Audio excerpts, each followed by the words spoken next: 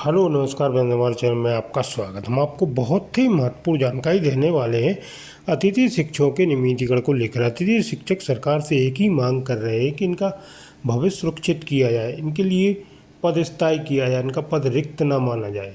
क्योंकि transfer promotion से जो भी शिक्षक आते तो अतिथि शिक्षक को हटा दिया जाता है। हर साल अतिथि शिक्षकों की सेवा समाप्त कर दी जाती है, तो अतिथि शिक्षकों का जीवन अनिश्चित है।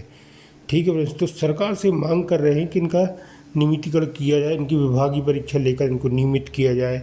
जिस तरह से नियमित शिक्षकों को वेतन मिलता है, इस तरह से अतिथि शिक्षकों को वेतन दिया जाए और एक सम्मानजनक वेतन दिया जाए। तो बहुत ही महत्वपूर्ण खबर है, जिसके संबंध में पूरी विस्तार से मैं जानकारी देने वाला हूँ। क्या कहना है अतिथि शिक्षकों का, मीडिया के सामने चर्चा की अतिथि शिक्षकों ने, सरकार से क्या मांग है। आप वीडियो में बने रहे, वीडियो पूरा देखें। वीडियो अच्छा लगे तो आप लाइक जरूर करें और चैनल को सब्सक्राइब जरूर करना से न्यू अपडेट पाने के लिए। मीडिया के सामने अतिथि शिक्षकों ने क्या कहा है, सरकार के सामने क्या मांग रखी है, आप वीडियो में बने रहे, वीडियो पूरा जरूर देखें। दो तरह की यार्डस्टिक्स आप कैसे अपना सकते हैं। जिन स्कूल में आप पढ़ा रहे हैं, एक रेगुलर शिक्षक है जिसको आप बहुत ही अच्छी सैलरी देते हैं। दूसरी तरफ एक अतिथि शिक्षक है, गेस्ट टीचर है, जिसको आप बहुत कम पेमेंट देते हैं और उसको अपने फ्यूचर का पता नहीं। तो उस राज्य की एजुकेशन व्यवस्था पे भी एक बड़ा मजबूत सवाल उठता है कि अगर वो इस माइंडसेट से काम कर रहे हैं कि साहब रेगुलर टीचर के साथ इतना अच्छा हो रहा है, मेरे साथ ये भेदभाव हो रहा है, वो बच्चे की एजुकेशन पे कैसे ध्यान लगा पाएंगे। और दूसरी चीज़, लाइवलीहुड जो है इन सारे लोगों की इसी प्रोफेशन पे टिकी हुई है। और मुझे लगता है ज्यादातर की तो एज भी इतनी हो गई होगी मित्र। हाँ, योग्यता के साथ। और मैं कहता हूं कि आप मानक पूरे करने के बाद भी आपको चाहिए क्या, वो सारे मानक आपके पूरे हैं। यहाँ पर दिक्कत कहाँ पे आ रही है, आप बैठिए कमेटी बैठाइए और देखिए कि मानक पूरे हैं नहीं है। तो उस आधार पर हमें जितने इससे पहले भी नियुक्तियाँ हुई हैं इस आधार पर, और 2000 मतलब से पहले भी, कि लोग जो है इसी व्यवस्था के अनुसार जो है आगे बढ़े। उनके तो मानक पूरे भी नहीं थे, उनको सरकार ने समय दिया है। हमारे मानक तो पहले से ही पूरे हैं, तो क्यों नहीं आप जो है, दिक्कत कहाँ पे हो रही है। तो इस तरह की जो है समस्या नहीं होनी चाहिए। और तदर्थ की और तदर्थ जब मैं कह रहा हूं कि शिक्षक संगठन से अगर कोई उन्होंने क्वेश्चन किया था, उन्होंने कोई बात अपना रखी थी, ऑब्जर्वेशन रखा था, आपको और उनको आमने सामने बिठा देते, एक सोल्यूशन निकालना होता। हाँ बिल्कुल, ये रास्ता निकाला जा सकता है। बिल्कुल सर, टेबल टॉक होनी चाहिए, क्योंकि वो भी नहीं चाहेंगे आपका फ्यूचर अंधकार में रहे। बिल्कुल बिल्कुल। वो भी हमारे बीच के हैं, हमारे बड़े भाई हैं। अगर जो वो भी मिल करके बात करते हैं तो हमें टेबल टॉक कर लेनी चाहिए, और टेबल टॉक के माध्यम से हमारे भी जो मसले हैं वो सुलझ सकते हैं। और सरकार को और अधिकारियों को भी वो विशेष परिस्थिति, और हमारे जो वास्तविक रिजल्ट है वो धरातल पे है। हमारे विद्यार्थियों से जाके पूछिए, वो हमारा रिजल्ट देंगे कि अतिथि शिक्षक क्या करता है। हर इस राज्य में तो मैं देखता हूँ शिक्षकों पे ही सारा माजरा टिका हुआ है, बच्चों की तो बात ही नहीं हो पा रही है अभी। बिल्कुल सर, इससे पहले भी हम प्राइवेट स्कूलों से, अच्छे विद्यालयों से आए हैं। मैं खुद सब योग्य है यहाँ पे, पर बशर्ते सरकार इस बात को समझने की कोशिश करे, और जो भी लोग हम हैं यहाँ पर, और समय पर मांग को पूरी करे, और बच्चों का भी। मैं आप लोगों से एक कॉमन सवाल पूछना चाहता हूँ। आप मान रहे हैं कि एक निर्णायक लड़ाई के लिए आप तैयार हैं? आप बिल्कुल तैयार हैं कि इस बार आप लोग आर पार की लड़ाई के मन पे आए हैं, यानी आप अपना गवर्नमेंट ऑर्डर लेके जाएंगे। तो क्या आपको लगता है कि अब बहुत, मतलब जिसको कहते हैं ना, पानी सर के ऊपर चला गया है, क्योंकि आपको बहुत बड़ा लंबा इंतजार है। गले तक पानी आ गया है। और हमारा आपके चैनल का बहुत बहुत धन्यवाद। अभी एक साथी कह रहे थे कि मैं 2 बार चयनित हुआ हूँ। आपने ये मांग प्रमुखता से उठाई है। जितने लोग एक एक नंबर वाले हैं उनकी नौकरी, तो इससे इन लोगों का भला होगा। हमारी आप अवस्था देख रहे हैं। हम कह रहे हैं कि जिस दिन ये सरकार इनको नौकरी देगी उस दिन मैं तो रिटायरमेंट हो रहा होगा, लेकिन नहीं, मैं इनके लिए भी लड़ रहा हूँ। क्योंकि हमने यहाँ से वो फतवा लेके जाएंगे कि आप जाइए और अपने घरों में बैठिए।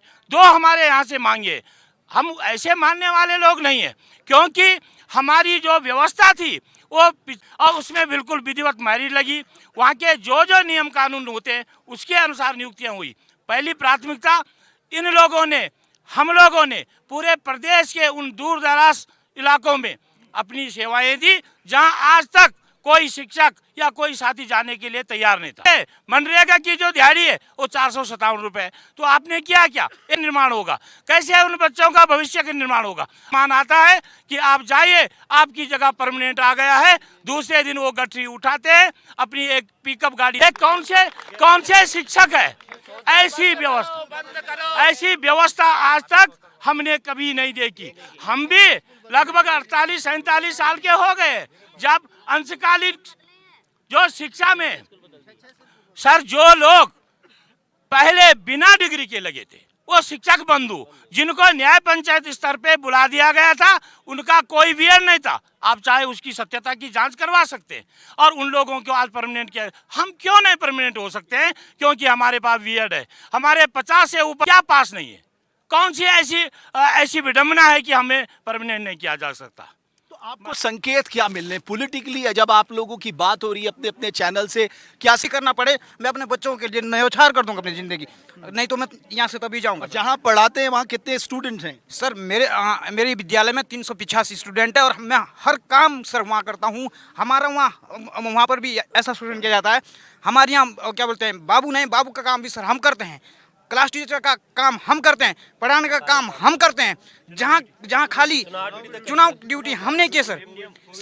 कोविड में मैं सर आपको एक बात बताना चाहूँगा। जब पिछली बार चुनाव के लिए हमें मतलब ट्रेनिंग के लिए बुलाया गया तो सरकार आखिर क्या चाहती है, हमारे पास क्या नहीं है, कौन सी प्रक्रिया से हम गुजरे नहीं है।